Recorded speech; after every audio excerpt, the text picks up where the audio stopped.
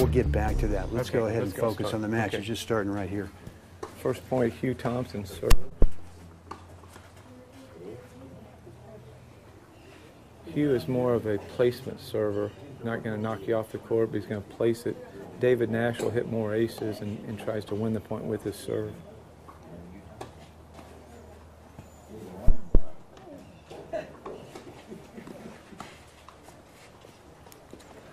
I think with any skill level, this is a finals, and these guys are so massively experienced, anyone would think, well, there's probably no sense of nerves at all, but I think there's always a little something there, no matter... Speaking for myself, there's not a match I play that I'm not nervous. There's always the thought of, I could lose this. Yeah.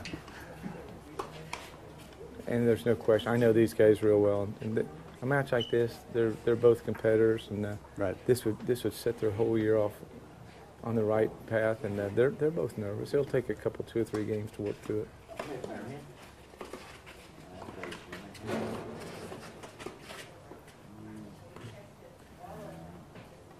So David moved over to that. He moves was well. Sort of unintentional. Maybe it was a drop shot, and intentional drop shot, but he got to that quickly. And I may be wrong, but my prediction on this is that David is going to win or lose this match. He's going to dictate and hit, and if he's on, he can knock anybody off the court. If he's a little off, Hugh is the type of player that can capitalize on that. Right. Well, there's that drop shot that I was talking about. Okay. One of the best drop shots in senior tennis. I mean, that is pretty nice. I don't know. I guess nasty. I don't know what to come up with, but I think the other thing too that I've spent a lot of time, not only in my tournament, crew the last 10 years, but really teaching other players is the value of the drop shot. Oh. Drop shot in the lob in senior tennis is a must. Right.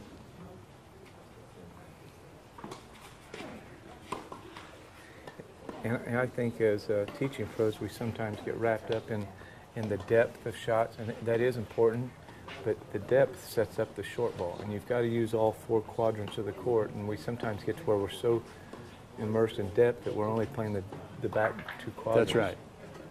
No, that's right. Well, here comes our air conditioning unit. Oh, there's another one. Oh, that's not right. I mean...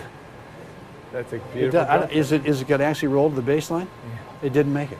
My coach always said it's a good drop shot if the ball bounces 3 times in the square. That bounced about 6 times. It just started rolling after that. So that's a great shot. So this is a very interesting match because of the contrasting styles of these 2 guys. That's what makes tennis great. Everybody plays a little differently. Different grip, different attack mode, and as a coach, we need to be aware of that and not try to clone all of our students into one way of playing the game. That's right. David Nash, I've played practice with him before, and his toss is so high, and he's 6'7". It looks like it's coming out of one of these palm trees down there. Watch how high he tosses the ball.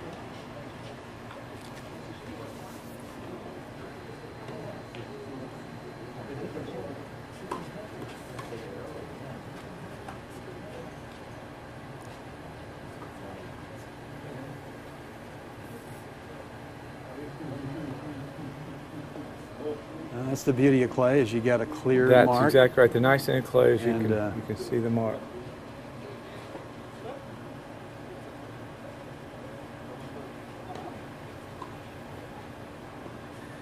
Well, we're in the second game match, and we already have a questionable, a dispute over a line call. These guys are good friends. There'll be no problem. They'll work it out. Right. And they're both very honest guys. So I think that's a good point. Is that so often in these matches, especially not at this level, at the lower skill levels, you find guys being very aggressive, very antagonistic with the challenge. And I think there's no question that you can work through these things. Well, that took 10 seconds, and they both respect each other. Right. And if Hugh called it in or out, whatever you call it, David's going to abide by it. Of course, this also means that you've got 2 guys that are fair. Right. I mean, it could be that you've got some guy, and there are a few guys. 2% of senior tennis players are not fair. That's right. And we know who most of them are. Right. Soon learn who they are.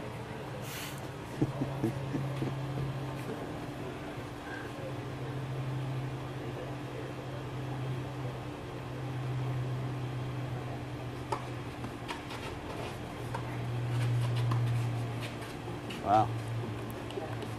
Little serve and volley. David, I thought he had a good serve and a good volley, and Hugh came up with the goods there. I don't know if Hugh still does, but Hugh used to string his racket very loose. Very loose. And doesn't have much of a backswing, but he seems to generate just enough pace on the ball. Well, he used to be pretty loose in the shoestrings too, right? Yeah, he used to play barefoot. I mean, not never tied his shoes. But he never tied his shoelaces. Yeah. Well, he told me the story. The reason they didn't do that is when he grew up in Western Australia, they didn't wear shoes for a long time as a kid. Played on grass? Well, no, they just didn't wear shoes. Well, that's kind of strange. That's out in the bush, I guess. Yeah, I guess.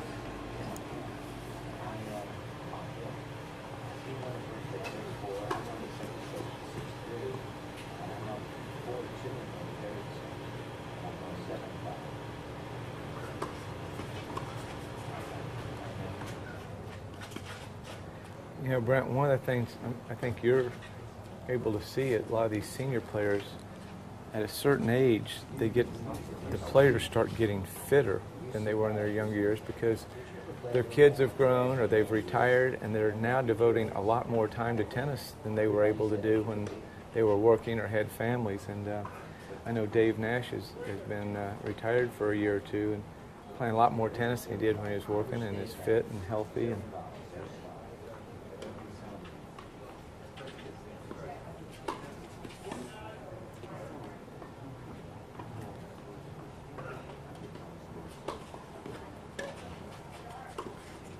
uh-oh. There? He's there. That's a good get. And the reason I mention that, it looks like Hugh Thompson to me has lost about 15 pounds since last year. Just going to say, and, yeah, it was evident there that he's getting to balls that last year he wasn't getting to. Well, plus he's not was wearing the hurt long last year. pants. Well, and last year he had a bad arm. Yeah. But I noticed, I mentioned to him the other day, I said, Hugh, looks like you've lost a bunch of weight. And he said, yeah, I've been working at it. So. That's good. That's great. That's a good That's serve. A good, big That's serve. a good serve.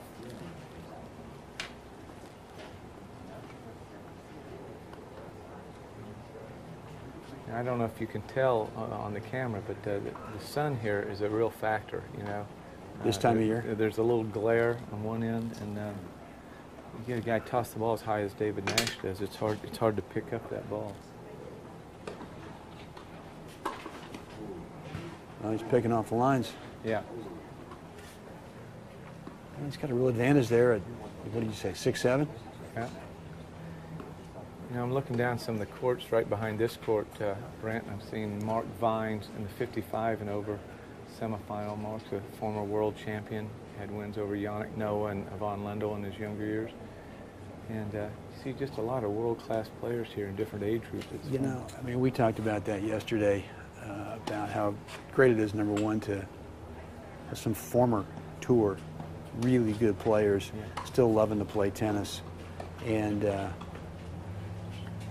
And when you watch these guys are, I mean, Mark Vines is not that old. What is he? That's a 55 55s, match? yeah. I mean, he's looking, he's slicing, he's drop shotting. He's not just gripping and ripping. And you know, you talked to me earlier about discussing strategy, and one of the things we're going to see in this match that we're watching, David Nash is what I would call a first strike player. He tries off the serve or the return of serve to take control of the point, whereas Hugh is more of play the ball back, get the point started, and then go from there. That's right. And the reason is David is a big guy, and probably he feels his mobility doesn't allow him to stay in long points. That's interesting. The camera saw that David really anticipated a drop shot. I was watching him after that return, and it wasn't. And he got It fooled him. He kind of fooled him. So, but you see how he strategically changed. He right. started moving in a step inside the baseline, looking for that drop Right. shot. Well, and that's the beauty of having a drop shot is the opponent's always got to be looking for it. See, that's classic tennis. He got the short ball, took it down the line deep, and came in and said, pass me if you can. Right. That's the old Jack Kramer percentage tennis thing. That's right. I think, again.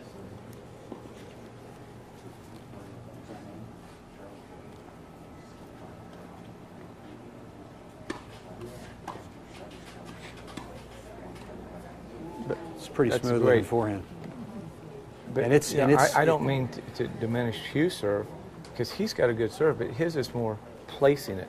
But he's getting the results with it, isn't he? He's getting a short ball off the serve. Right. That's right.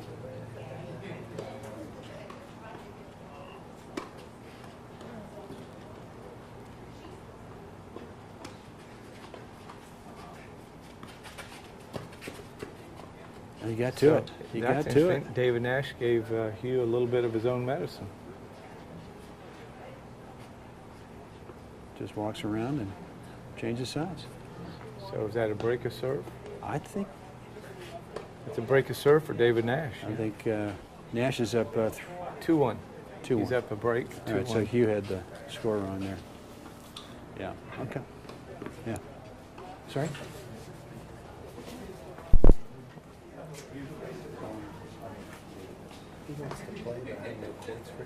Send him up to Spanish. Yeah, send him up there. Huh?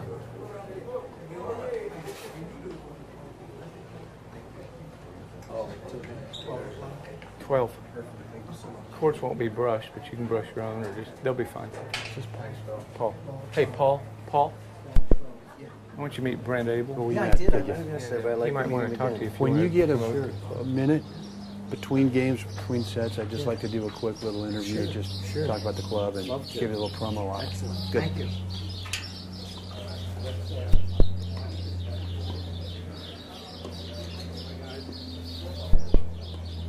So what do you think so far here, Brent?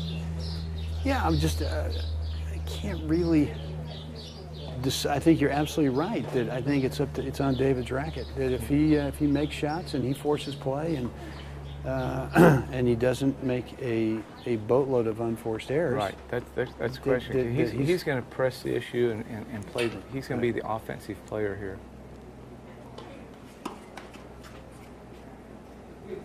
And there's serve and volley right there. Yeah. Which is nice to see on clay. It is. I know you and I grew up on hard courts. We like to see a little serve and volley, don't That's we? right.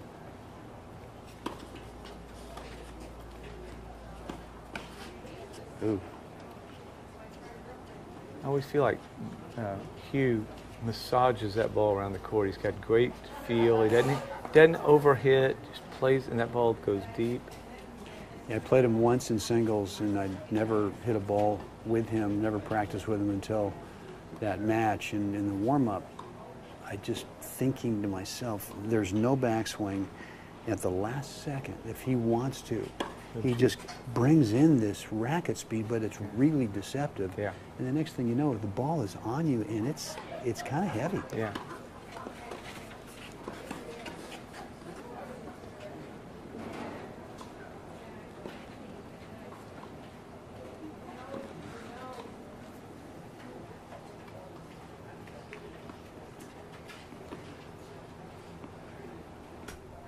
But he's deceptive too, I think, in other ways, that his movement doesn't look all that forced.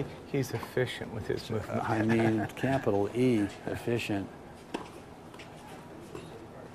And he just doesn't get rattled. No.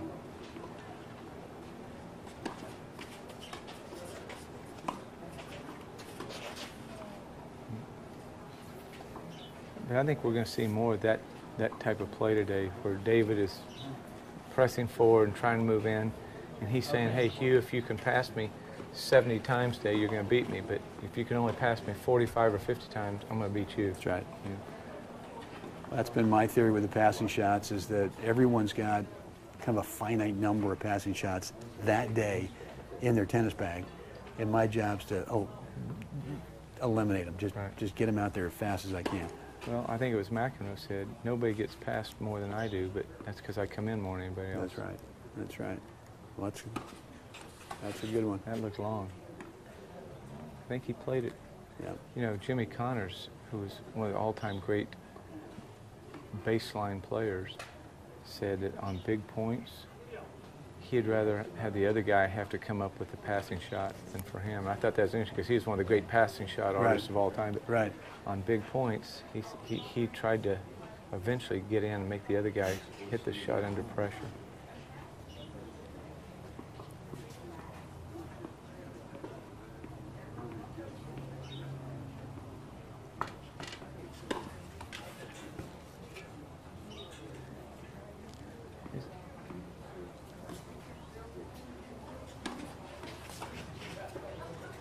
Nope.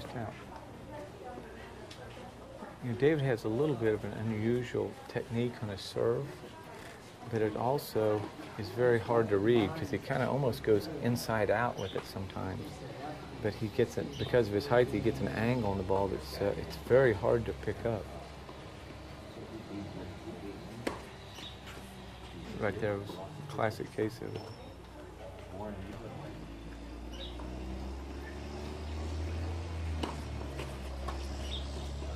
Okay. 3-1. Well, he was down. Wasn't he down 11-30 in that game? And then he was, yeah.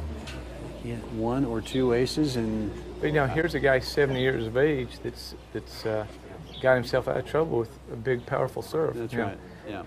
I don't know about you, but when I was growing up, a guy 70 years old never served like that. No. So both the players are better and fitter and stronger, and the technology has helped them too, I think.